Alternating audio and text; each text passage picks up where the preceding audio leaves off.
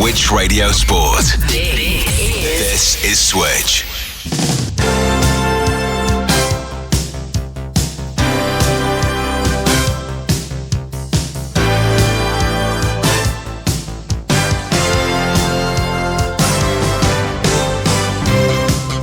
Worcester City win that game and they will be in Division 1 Midlands next season. Chance in ball control. Job's got chance in the penalty. He gets shot in and goes to the back of the net. And Cheyenne Jarvis gets the second goal for Leafland Athletic this afternoon. Found space in the 6-yard box. Back to the edge of the penalty area with the pass. Cross in towards the back post. Headed goalwards and in. That's a great shot from De Castro. Oh, what a save for Gray. And the Red Cube 2-0. Stourbridge have won the Division 1 Midlands title. The Women's Football Chat on Switch Radio.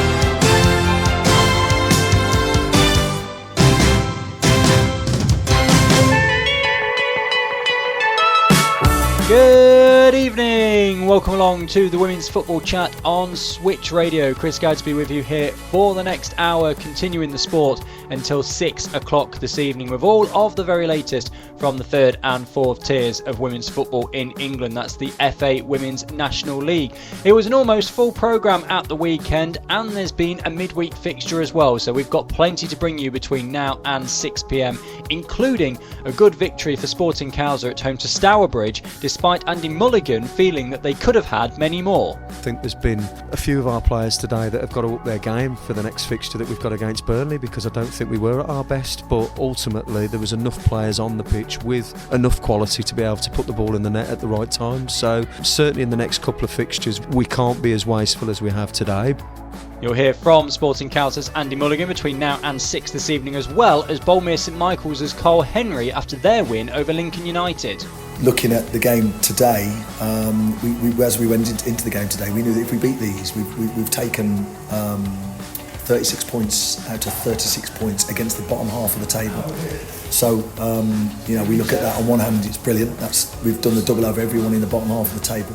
We've taken very few points from the teams in the top, which is where we know will be the difference in us going and challenging for that title next season. A rundown of all the results, the important news from the past 7 days and what it could mean for some of the clubs towards the top and bottom of the tables, and a look ahead to another week. It's a filler week again, just one game in the FAWNL this weekend. The end of the season is now just 1 week away. It's all on the Women's Football Chat with you until 6.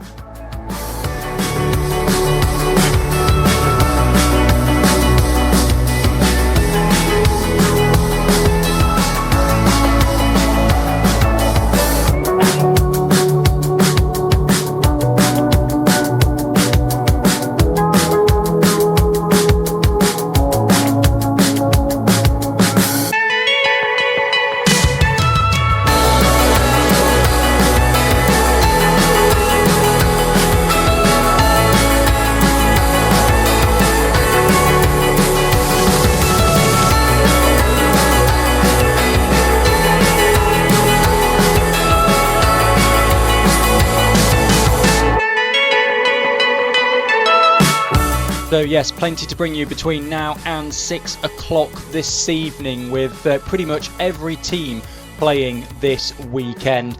So we will start, as we need to move fairly rapidly this week, with the news. A couple of bits of news. New stadiums ready for next season. We'll start in South West, and in fact actually we'll do both games in South West. Bridgewater United, they have a new home stadium for next year, the Hand Stadium. 3,500 capacity ground in Clevedon will host all home matches for Bridgewater United women, with an agreement in place for next season. It's just off the M5 and aligns with Bridgewater United Women's new 3-year strategy, aiming to provide the very best Women's National League environment for players, fans and partners. The stadium, which has recently been taken over by North Somerset Sports Foundation, has ambitious plans in terms of its development, while also ensuring that the facility is at the heart of the community and accessible for all.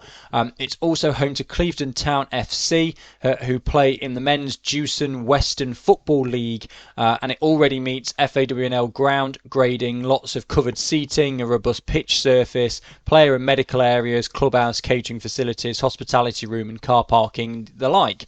A spokesperson for Bridgwater United Women said it's so important that we have access to a home stadium which aligns to our club values and vision.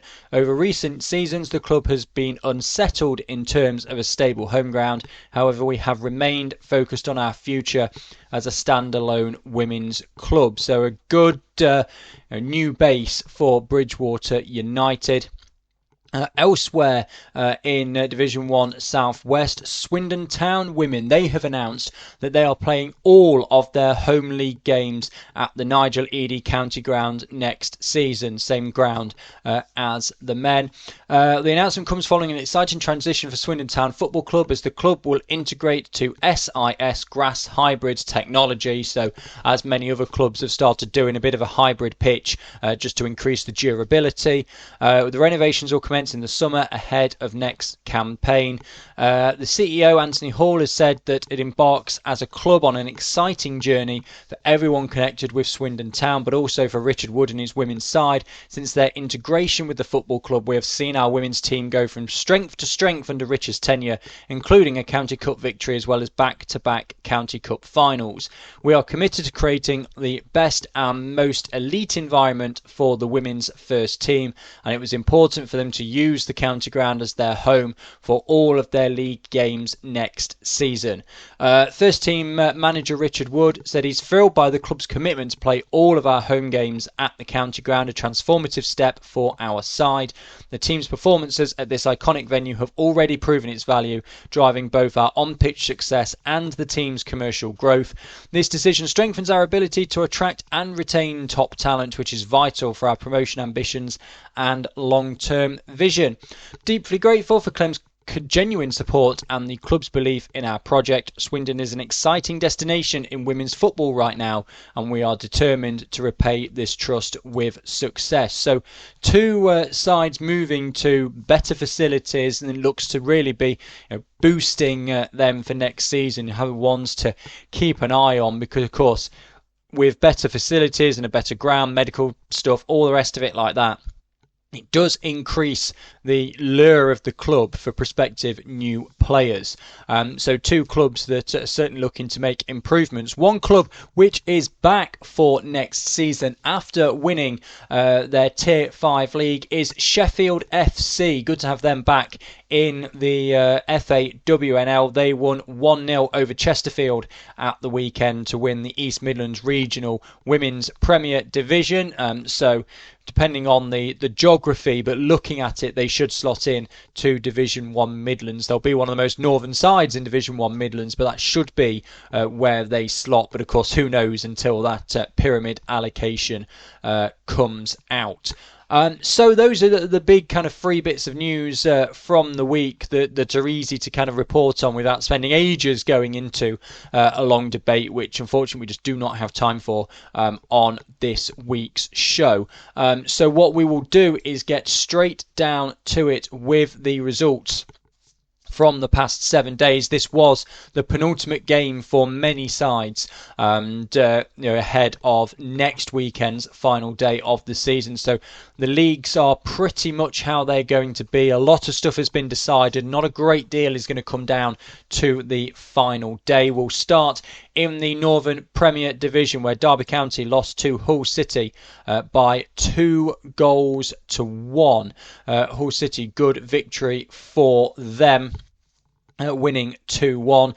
Forest had a very strong 7-0 win against Liverpool. Feds 4 goals for Mel Johnson in this one. 31st, 40th, 49th and 70th minute. Natty Johnson in the 26th as well had opened the scoring, and 2 for Charlie Wellings, 37th and 58th minute. So a big 7-0 win for Forest, which they needed because Wolves were very much catching up on the goal difference front. Rugby Borough beating Burnley by 3-1. 2 for Yasmin Mosby, 28th and 44th minute.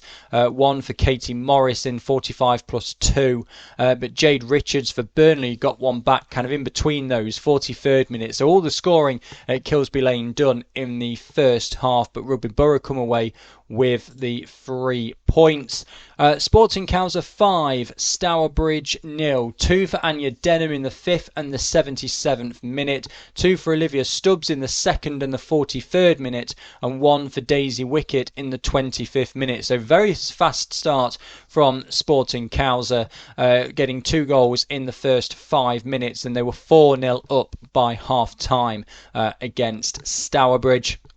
Halifax 1, Wolves 6. Wolves continuing to try their best and just hope that Forest slip up. A hat-trick for Charlotte Greengrass in the 2nd, the 20th and the 28th minute. 1 for Beth Merrick in the 15th minute as well. Amber Hughes 45 plus 1. Rachel Quigley in the 81st minute. So Wolves 5-0 up at half-time. Charlie Chadwick in the 52nd minute, the only goal for Halifax. That's a 6-1 that one finished. Stoke narrow win over West Brom by 3-2 away from home. Simran Jamat and Rhiannon Oakley with the goals for West Brom, but Shannon Stamps, Millie Ravening and Evie Priestley for Stoke City means they win by 3-2. And then there was one game on Wednesday night with Burnley beating Halifax by 7-0. What that has meant for the league table is that it is now officially just between the top 2. Nottingham Forest and Wolverhampton Wanderers, the only 2 that can now get promoted to the Championship. Forest, top of the table, 52 points from 20 games. Wolves second, 52 points, but from 21. The goal difference also in Forest's favour, 62 to 52. And Forest, as I said, do have that game in hand as well.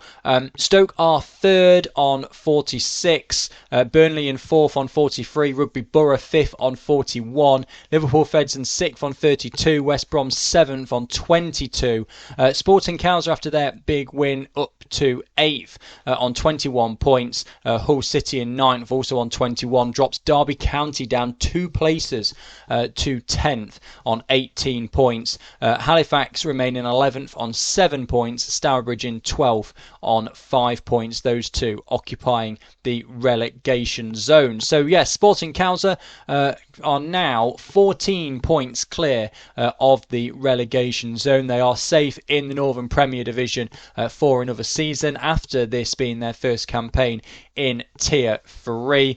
After that win over Stourbridge, Andy Mulligan spoke to Kevin Moore about how his side approached the game that ultimately ended in a 5-0 win.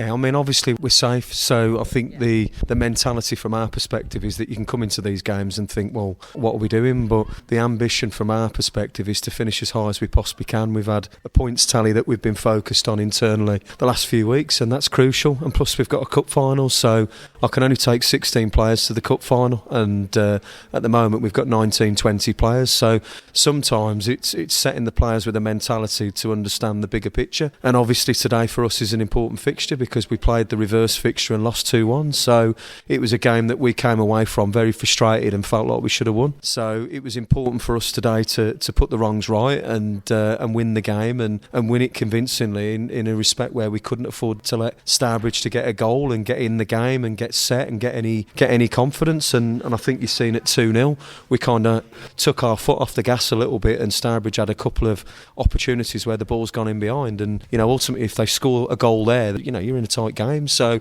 we didn't want a tight game. We wanted to do exactly what we did against Feds and get the goals and close the game down. And I think we did that. You mentioned about the preceding fixture in October. I was at the game in October. I spoke to you post-match to the game in October, and there was certainly chances you created there. And we talked about it in previous conversations this season. And you don't take your chance, you get punished very quickly at this level in Tier 3. But I think in respect to reverse fixture this time round, when you played Stourbridge this time round, you were totally in control. I think your midfield worked really, really hard this afternoon, Andy. Yeah, definitely. And I think if anything, we've wasted other opportunities today. And I don't think, and again, this is no disrespect to Stourbridge, I'm always very respectful of the opposition, but I think there's been a few of our players today that have got to up their game for the next fixture that we've got against Burnley, because I don't think we were at our best. But ultimately there was enough players on the pitch with enough quality to be able to put the ball in the net at the right time. So certainly in the next couple of fixtures we can't be as wasteful as we have today, but there has been some good performances, and I think you are right. I think there's been some duels areas across the pitch, certainly defensively and in midfield, where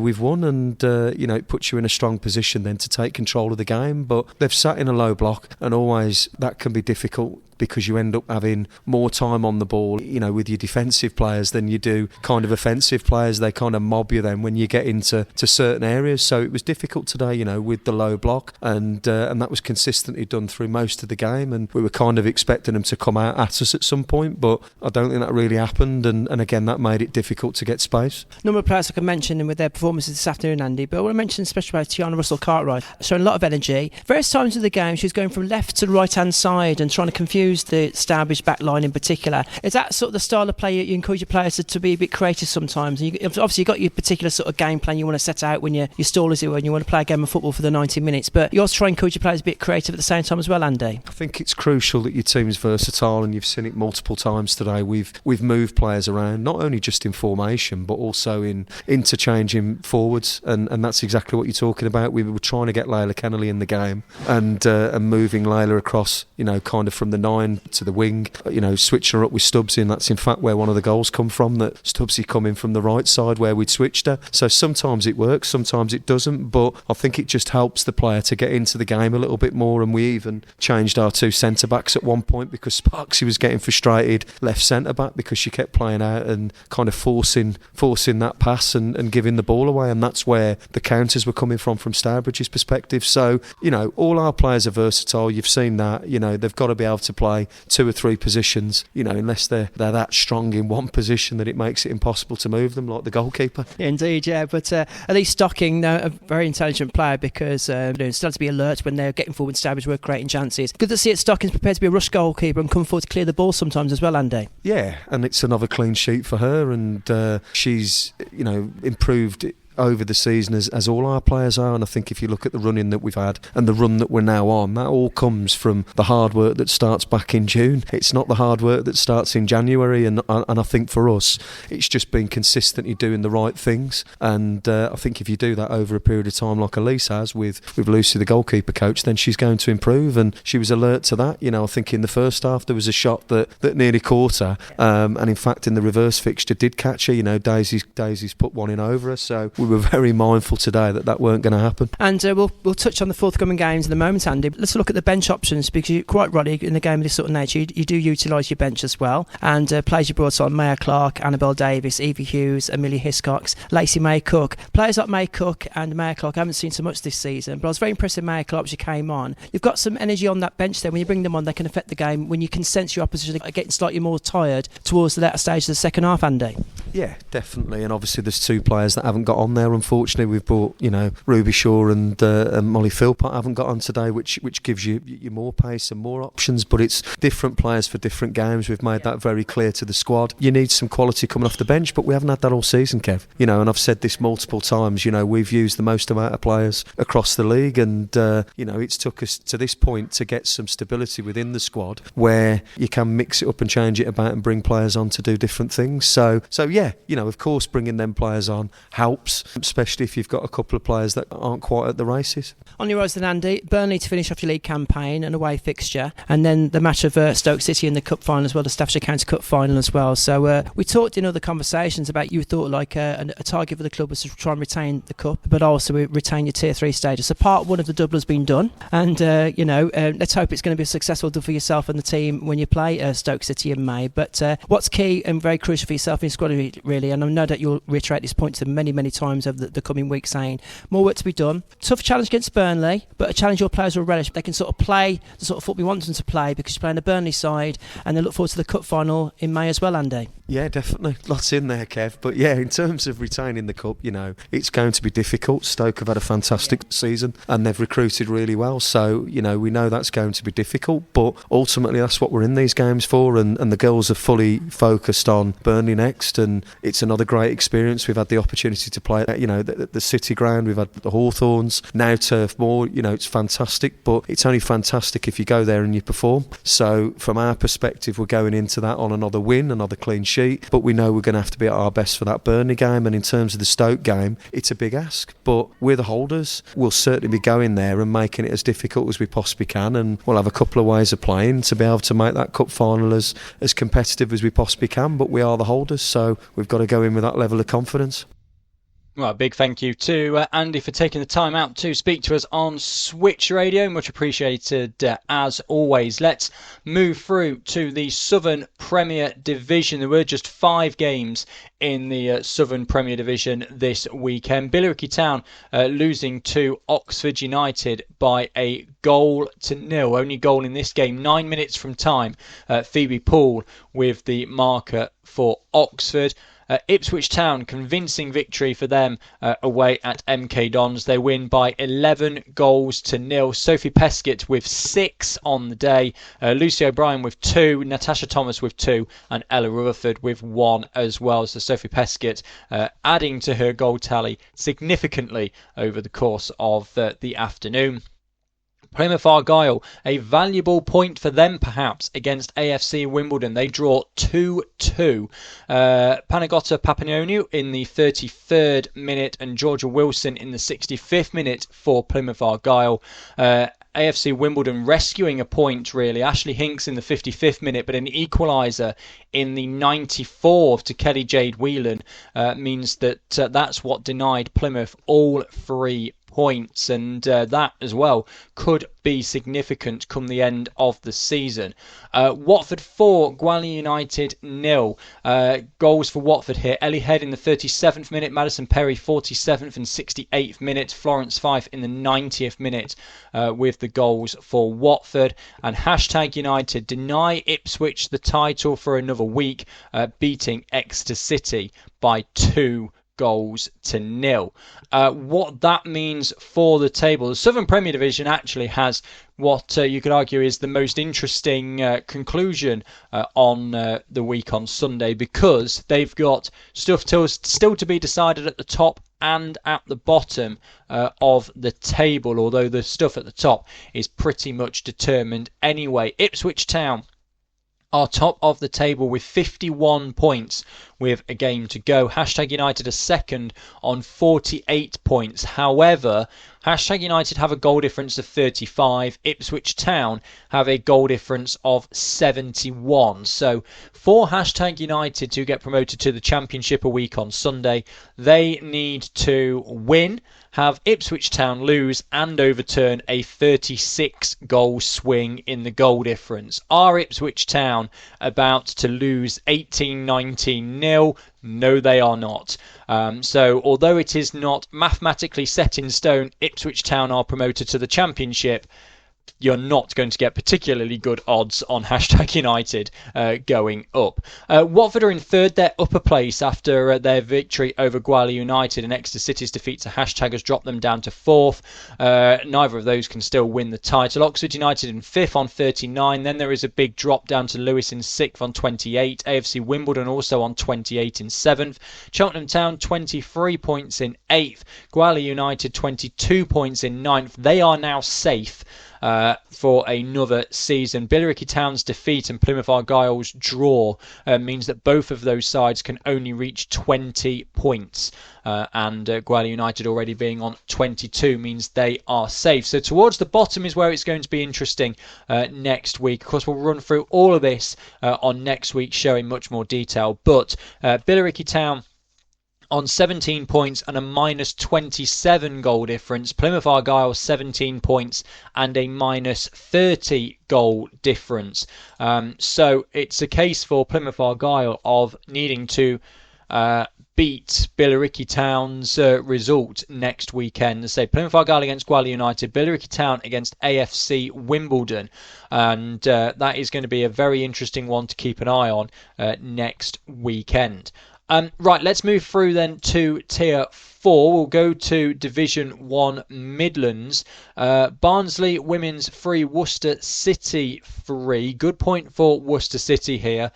Goals for Barnsley, we'll start with them. Caroline Nuttall with 2 and Tally Diamond with 1 for them. 16th and 59th minute for Nuttall, 47th minute for Tally Diamond. For Worcester City, Jessica Fassnage in the 14th minute, Olivia Mitchum in the 29th and Chloe Bellamy in the 90th minute. So kind of a very late point won there for Worcester City. Notts County, 3-0 winners over Lincoln City. Loughborough Lightning 5-0 against Sutton Coldfield Town. Hannah Langford in the 12th minute, Jessica Collier in the 19th minute, Lauren Purchase in the 22nd minute, Zinnia Delgin in the 36th minute, and Zofia Sezcek in the 76th minute. Convincing win for Loughborough Lightning. Of course, they had a lot to fight for in that game against Sutton Coldfield Town, because they knew that they needed a point to secure promotion back to the Northern Premier Division. Of course, they've won by 5-0. Bolmere St Michael's 4, Lincoln United 0. Laura Cooper with 2, 56th and 76th minute.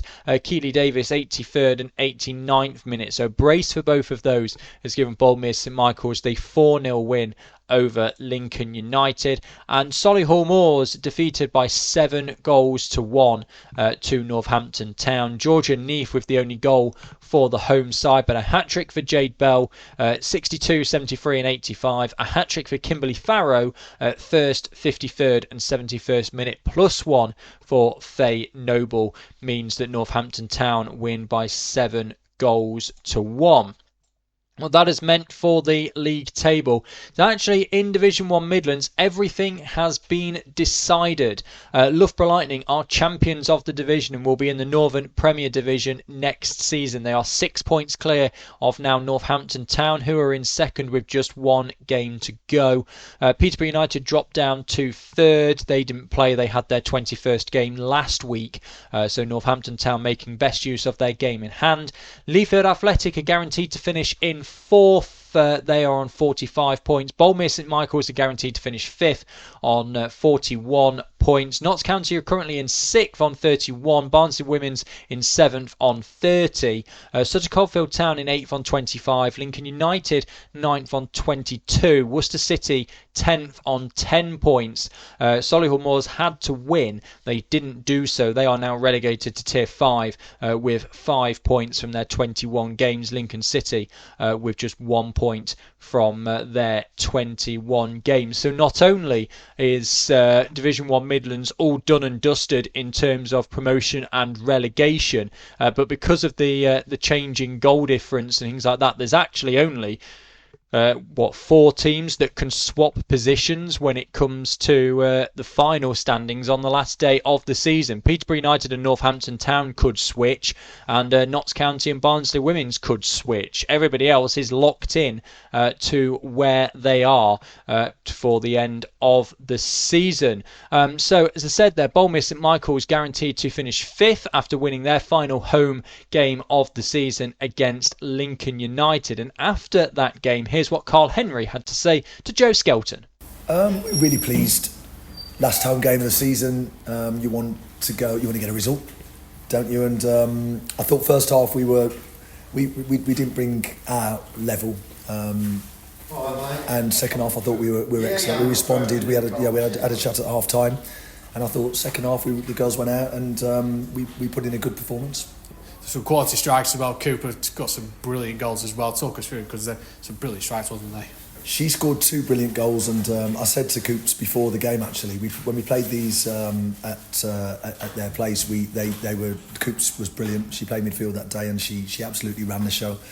And I spoke to her about that before the game. I said, do you get that feeling when you've had a good game against someone that you're going to go and do it again? And yes was her answer. So she's gone and scored 2 and got an assist as well. A brilliant performance from her. So yeah, really pleased. 2 great goals, 2 cracking goals. Was it that difference today as well, like just that bit of quality, even at 0-0, just that little bit of quality to take the game away? It was still the difference between 2 sides, wasn't it, today? Well, they pressed. They pressed well. I thought they pressed really well, and we knew that they would press relentlessly. Something that in our analysis, our analysis of Lincoln was that they press and they press continuously. What we know is that we do possess that bit of quality, and we'll tire teams out by keeping the ball, and quite often in our games we hit the last 30 minutes and teams do tire. So we always know that if we're in games with 30 minutes to go, that teams will tire and we'll start to get a bit of joy late on, which was the case today. We were definitely disappointed with our first half. All the girls were as well. It wasn't us. It wasn't the kind of performance that we've seen from us certainly in recent weeks. But somebody just said about the breaks. When you've got 2 weeks without a game, it's hard to keep that momentum going and keep that rhythm. And we certainly lacked that bit of rhythm in the first half. I thought second half we were absolutely outstanding. You talk about managing the game second half. Is that something that you're really pleased with as well? Always, yeah. We always want to manage a game. A clean sheet is always great, whoever you're playing. And we've looked at things. We've been having a good look at ourselves and a lot of reflecting on the season and our objectives, what we've hit, what we haven't. There's a lot that we've done really well behind the scenes. A lot of we feel that we've got a lot in place to go and have a real crack at it next season. This season's been a huge learning curve. Lots of learning, lots of reflecting and lots of changes. But I think looking at the game today, as we went into the game today, we knew that if we beat these, we've taken 36 points out of 36 points against the bottom half of the table.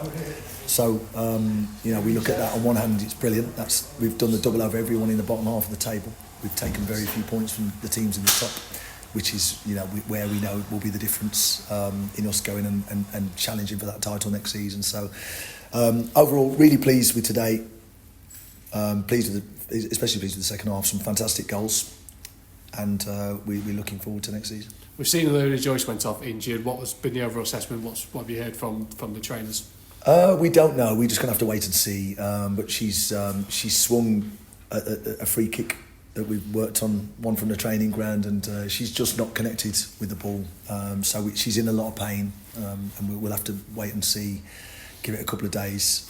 So see the swelling go down, and we'll just wait on the assessment from the physios. But fingers crossed, it's nothing too bad. So, you mentioned there, clean sheet, 4 goals this afternoon, your final home game of the season as well. When you look back on the season then, in terms of the performances, the points that you've taken throughout the season, how would you assess your first season in charge here at Boldmere? Ultimately we wanted promotion. Like probably the other 4 or 5 teams up there, we wanted to win this league. It's a tough league, and from watching the games that I watched from last season, watching the recordings of the games, there's certainly a few teams that I think are much stronger this year than they were last year. I think Northampton, Peterborough, good size, Leafield, a much stronger side than they were last season. So it's a tough division, but there's been a lot of learning, lots of progress. Lots of individual development.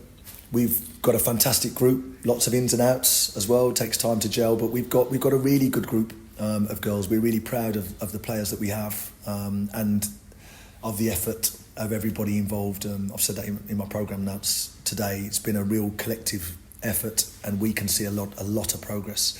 We're excited about some of the players we've signed. Keely Davis is a massive threat. Leonie Joyce, when she's fit, is a huge threat. Grace Gregory, Latea Bojo, we've got some real good strikers up there, and there might be 1 or 2 more coming in. But we're excited. The phone's been busy. We've had lots of players calling who want to join us, which is always a good sign. We're really pleased with the development side. We think we've made a lot of progress behind the scenes, and we think we're in a good place to hit the ground running next season. And ultimately, we'd be challenging again for that title. So ask me again in 12 months' time if we've not won the league, and it will be it'd be a big failure. But that's where we want to be. So theoretically, watch this space, and effectively, isn't it? Watch this space, absolutely. Karl Henry there speaking to Joe Skelton. Big thank you to him for taking the time after that game to speak to us here on Switch Radio. Plenty more still to come between now and 6 o'clock. We've got all the roundup from Division 1 North, Division 1 South East, Division 1 South West, the FAWNL Plate Final, and looking ahead to the one fixture coming up this weekend. Switch Radio Sport. This This is Switch. Switch Radio Sport. This is Switch. This is the Women's Football Chat on Switch Radio. Chris Gadsby with you here through until 6 o'clock. Let's carry on with our roundup of the results from the past 7 days. We'll go to Division 1 North, where AFC FAWNL got a 2-2 draw with Durham Sestra. Lois Moore in the 17th minute and Holly Kelsch in the 80th minute with the goals for AFC FAWNL. But Jennifer Knowles in the 24th minute and Nikki Gears in the 30th minute got the goals for Durham Sestra. AFC FAWNL had to win that game and have failed to do so. Cheadle Stingers got a really important away win against Huddersfield Town. This was their real challenging fixture in the running, and they got a 1-0 win thanks to Jessica Gillen in the 76th minute. Their title fight is going to go right down to the wire. Leeds United against Chorley. Leeds winning this one by 4-1. They got the goal early through Catherine Smith in the 6th minute.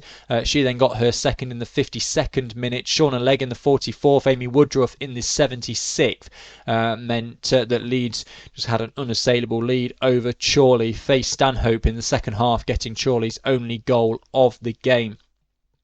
Middlesbrough expectantly winning over Doncaster Rovers Bells, but significantly so, 7-0.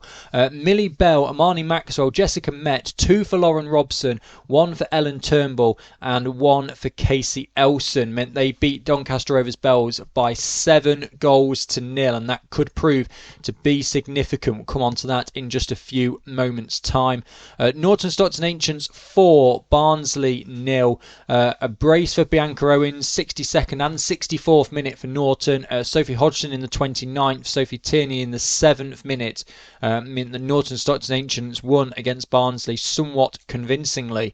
And York City, very good and very important away win for them against Stockport County. They win by 1-0. Millie Ash in the 13th minute, the only goal of the game for York City.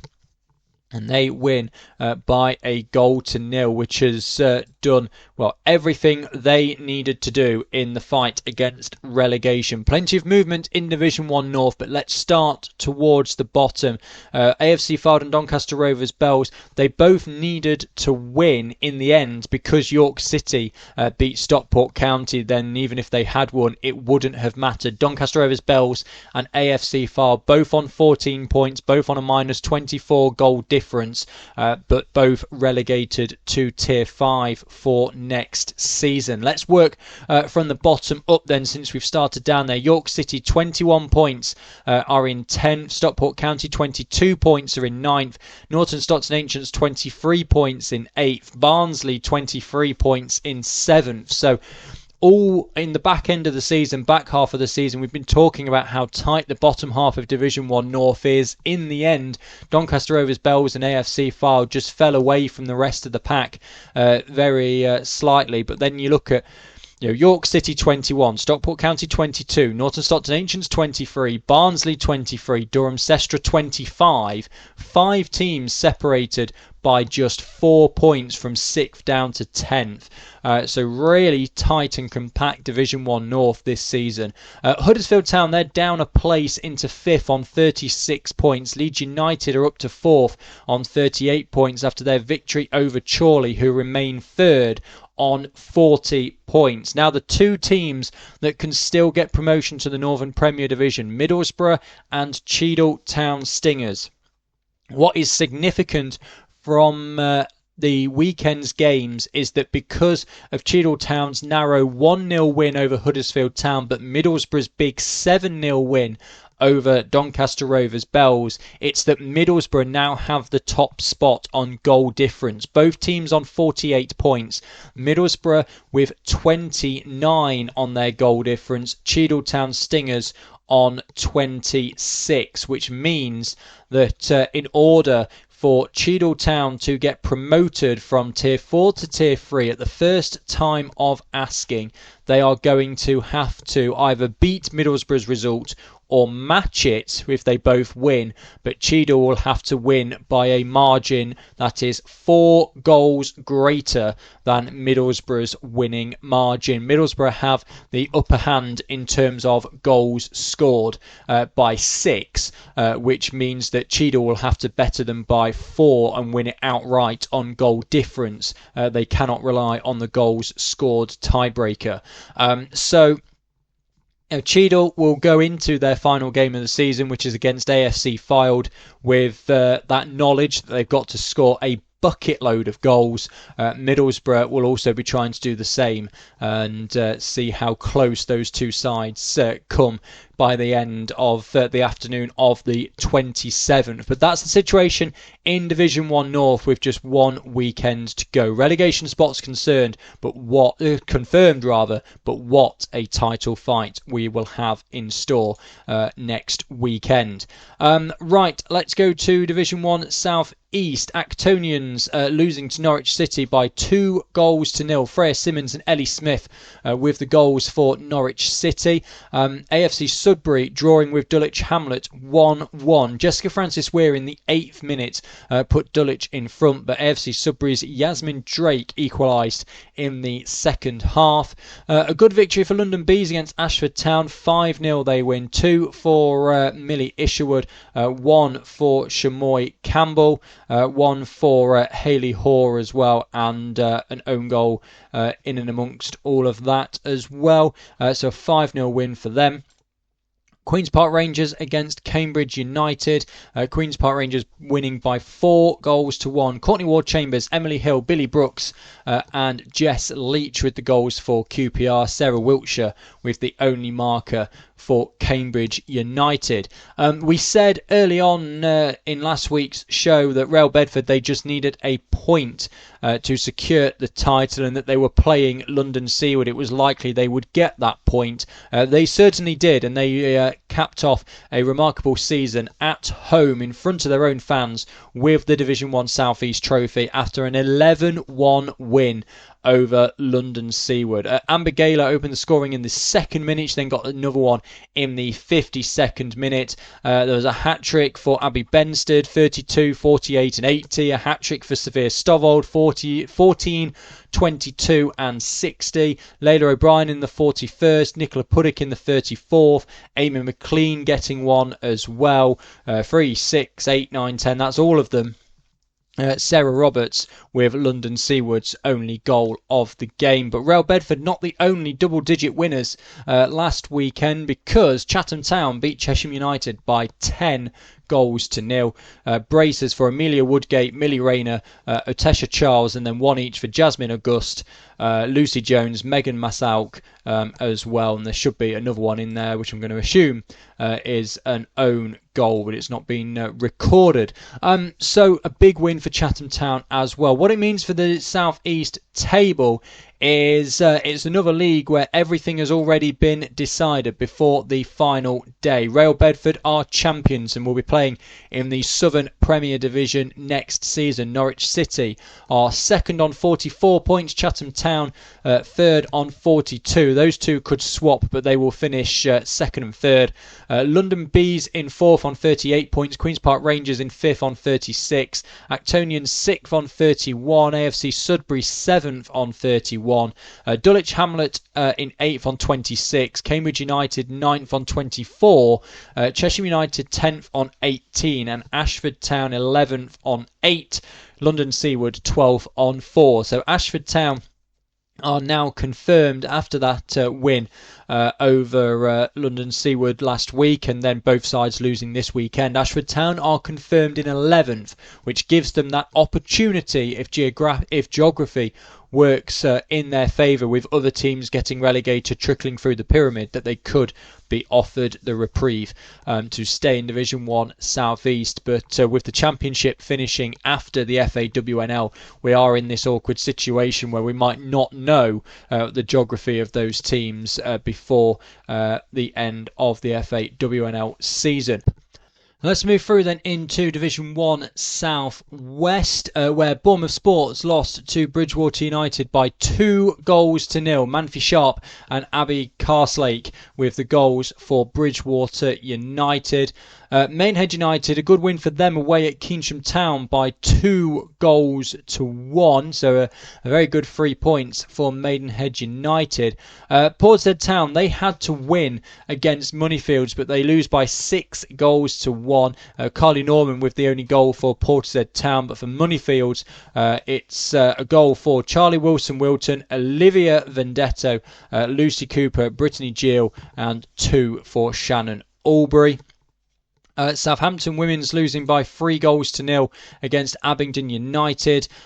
Molly Dyer in the 39th minute, Lauren May in the 84th minute, and Mimi Hodges in the 86th minute with the goals for Abingdon United. And Worthing losing by 2-1 to Bristol Rovers. They'd taken the lead in this game through Sophie Humphrey in the 26th minute, but Rhiannon Bourne-Hallett in the 65th and the 84th minute to turn that around for Bristol Rovers in the final half an hour of their game. So Division 1 Southwest table, another league where everything has been wrapped up before the end of the season. There's one game to go, but nothing is still to be decided. AFC Bournemouth champions, 61 points from their 21 games so far this season. Moneyfields are locked into second with 48 points. Swindon Town are in third on 41. They could switch with Bristol Rovers, who are on 40 points. They are in fourth, but those two will be third and fourth. Worthing will finish the season in 5th on 35 points. They are currently. Keynsham Town are in 6th on 29. Bridgewater United are in 7th on 27. Again, those two could swap places. Maidenhead United are on 23 points. They remain in 8th. Abingdon United are upper place on 21 points. They are in 9th. And Bournemouth Sports on 20 points are in 10th. Portishead Town have now been relegated. They are only on 13 points. It was another one of those where they needed to win and hope Abingdon lost. Abingdon won anyway, so even if Portishead Town had beaten Moneyfields this weekend, they would have still been relegated. So a couple of significant things from looking at all of the tables in a nutshell is that most of the relegations we've had, there are 12 relegations each season. 11 of them have been decided. All 8 of the newly promoted sides into the FAWNL have survived in the FAWNL in their first season.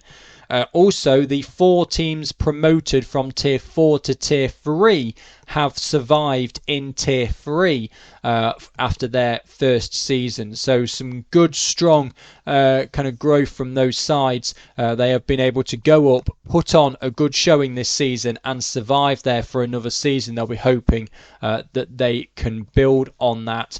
We haven't really had any Women's Championship fixtures, so at the moment still remains that Sheffield United are in 11th in the Championship. They would come down, which would save Plymouth Argyle currently in 11th in the Southern Premier Division, which would therefore save Portishead Town in Division 1 South West. But that could, of course, all change. There is one more result to look at from the past 7 days. It is the FAWNL Plate Final, where AFC Bournemouth beat Cheltenham Town by 3-2 to do the double for the season, the league and plate double. And it was a real back and forth game. Kenny Thompson had put Bournemouth in front in the 11th minute. Jenna Markham then in the 24th minute made it 2-0 to Bournemouth. Una Liu got one back for Cheltenham on the half-hour mark to make it 2-1, but Ellie Stripple then in the 36th minute made it 3-1 to Bournemouth. It's only Emily Owen's goal in the second half, 74th minute, making it 3-2, and a very nervy end of the game in front of 500 fans at Oxford City. It's Bournemouth that do the league and cup double for this season. So we have said, when it comes to the final day of the season, not a huge amount to go through next week. There are only left to go one relegation, that being in the Southern Premier Division. Will it be Plymouth Argyle or will it be Billericay Town? And 3 promotions. One, you would really quite hazard a guess that it will be Ipswich Town, given they've got a 36 goal swing and a 3-point lead. The other in the Northern Premier Division between Nottingham Forest and Wolverhampton Wanderers. Forest still with a game in hand. You would think that they should win that game in hand against bottom of the table Stourbridge, and then they will be in a similar situation to Ipswich. Granted, the goal difference will not be quite as much, but it will at least be double digits. The one that everyone's going to be watching is Middlesbrough against Cheadle Town Stingers. But let's have a look at the fixtures, or fixture should I say, coming up in the next 7 days concerning FAWNL sides. There is one. It is in the Northern Premier Division. It is Stourbridge hosting Nottingham Forest at the War Memorial Athletic Ground. You can listen to this game on Switch Radio on Sunday afternoon at 1:55 with Kevin Moore and maybe myself. That all depends on if the Nottingham Panthers and my BBC work runs through into Sunday or not. Panthers have their semi-final on Saturday evening, and then if they are victorious in the semi-final, then the final is on Sunday afternoon. So it's one of those awkward ones where I'm not going to know if I'm working on Sunday until about 10 p.m. on Saturday. But if Panthers lose the semi-final, then I'll be joining Kevin Moore at the War Memorial Athletic Ground on Switch Radio 1:55. That one for Stourbridge against Nottingham Forest, the only game in the FAWNL. Should Forest win that, and again you probably think they're going to, then they would be 3 points clear of Wolves going into the final day of the season, and a goal difference that is at least 11 better, and then you would be relying on quite a significant swing in the goal difference. Wolves are facing Liverpool Feds at home. Now bear in mind that Forest just put 7 past Liverpool Feds, so Wolves could easily do the same thing, and then Wolves will be hoping that their arch rivals West Bromwich Albion can go to the City Ground and spoil Forest's promotion party. But with 3 promotions still to go, it looks highly likely it'll be Forest. It looks highly likely it'll be Ipswich. It is just whether it is Middlesbrough or Cheadle Town Stingers that will have that final spot. That then will about do it for this week's episode of the Women's Football Chat on Switch Radio. As said, not a great amount coming up next week. There is just the one game to look at, and with 3 of the leagues already completely rounded up, there's not going to be a huge amount to look ahead to on the final day of the season as well. As I said, then tomorrow afternoon on Switch Radio, you can see that online and on FM as well, 107.5. Coverage on that starts at 1:55 for Stourbridge against Nottingham Forest, the only game in the FAWNL this weekend. Thank you for your company this evening. The Alternative 80 Show with Andrew Richards is with you after the news at 6.